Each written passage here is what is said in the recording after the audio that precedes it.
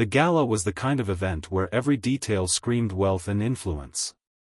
Crystal chandeliers bathed the grand hall in golden light, and the hum of conversation was punctuated by bursts of laughter from people who had never known struggle. Waiters glided through the crowd with silver trays, offering glasses of champagne so fine that its name alone could intimidate. In the center of it all stood Daniel Hayes, the billionaire tech mogul whose name was synonymous with innovation and power. Every handshake he gave was calculated, every smile perfectly timed for the cameras. He had spent years building this life, polished, controlled, untouchable. Tonight was just another victory lap in his endless race for more. Daniel moved through the glittering maze of people with ease, exchanging pleasantries with politicians, celebrities, and CEOs. This was his kingdom, and he was its undisputed ruler. But beneath the surface of his confidence, there was a part of him that had long since stopped looking back. The past, to Daniel, was like an old book he had shelved and never intended to read again. What he didn't know was that fate had slipped an unexpected page into tonight's chapter. Somewhere in that room, among the sequined dresses and polished tuxedos, was a woman who had once been the center of his world, a woman he hadn't seen in years, whose story had taken a very different path from his own. And before the night ended, she would change everything he thought he knew about success. Daniel's gaze drifted casually across the crowded room, scanning faces out of habit more than interest. That's when he noticed her, a woman in a simple navy gown standing near the edge of the hall. She wasn't dripping in jewels or surrounded by people clamoring for her attention, yet there was something about her presence that seemed quietly unshakable. Her posture was elegant, her smile soft, but there was a flicker in her eyes, like she'd seen storms and survived them. He tried to place her. The face was faintly familiar, like a melody he'd once known but couldn't quite recall.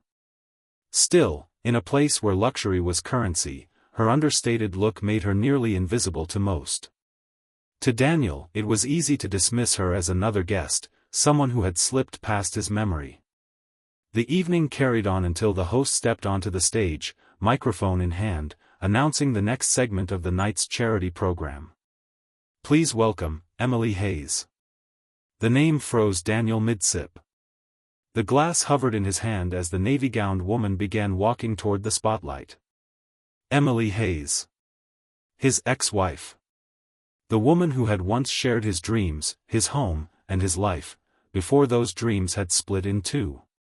He hadn't seen her in years, hadn't even imagined their paths crossing again. Now here she was, about to take the stage in front of hundreds, and Daniel suddenly realized this was no ordinary coincidence. Something was about to happen that would unravel the walls he'd built around himself. Emily stepped into the glow of the spotlight, her navy gown catching just enough light to frame her like a portrait.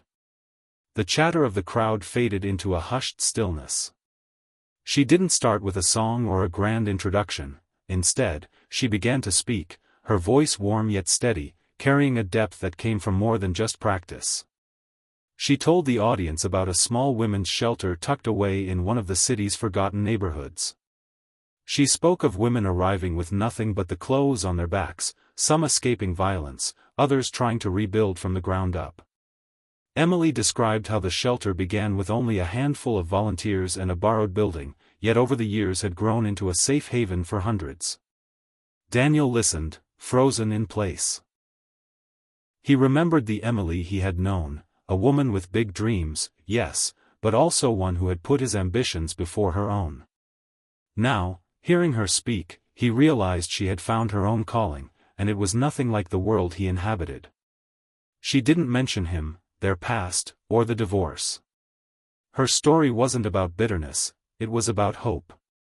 And as she spoke, the crowd leaned in, hanging on every word. For the first time that night, Daniel felt his chest tighten, not from pride, not from business triumphs, but from the quiet ache of realizing that while he had built an empire of wealth, she had built an empire of compassion. And hers, in that moment, seemed far greater. The final words of Emily's speech hung in the air like a soft echo, and then the hall erupted into thunderous applause. People were on their feet, clapping not out of politeness but from genuine admiration. Daniel's heart pounded in a way it hadn't in years. He could have stayed in his seat, let the moment pass, and retreated behind the safety of his polished image, but something inside him refused. He stood slowly, every eye in the room following him as he made his way toward the stage. The click of his shoes against the marble floor felt impossibly loud in the hush that fell over the crowd. Emily's expression was calm, almost unreadable, as he stepped into the light beside her. Taking the microphone, Daniel's voice wavered, not from fear of the audience, but from the weight of what he was about to say. "Emily. I didn't see you then," he began, the words thick in his throat. "And tonight, I almost didn't see you now. But what you've done, what you've given, far outweighs anything I've ever built." The crowd went silent, sensing this wasn't part of the program. His gaze held hers, unguarded, vulnerable. "You've done more for this city than I ever have. And I'm sorry it took me this long to realize it." For the first time in years, the walls Daniel had so carefully constructed cracked wide open, and the man who stood before them wasn't the billionaire mogul, but simply a man asking for forgiveness. Emily looked at him for a long moment, her eyes soft but steady, as if weighing the sincerity behind his words.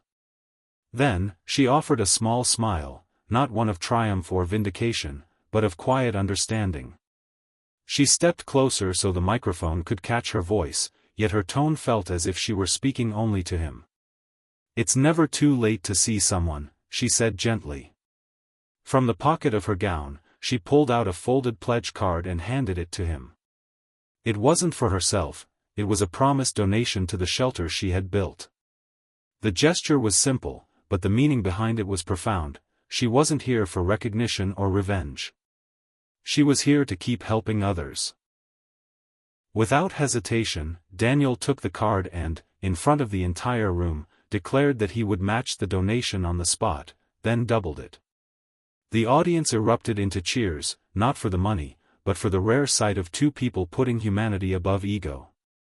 In that moment, the glittering chandeliers, the luxury gowns, and the endless displays of wealth all seemed to fade into the background.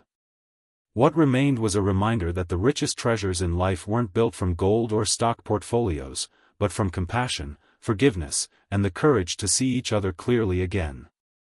As the night drew to a close, Daniel and Emily didn't walk away as exes defined by the past, but as two souls who had, in different ways, learned the true meaning of wealth.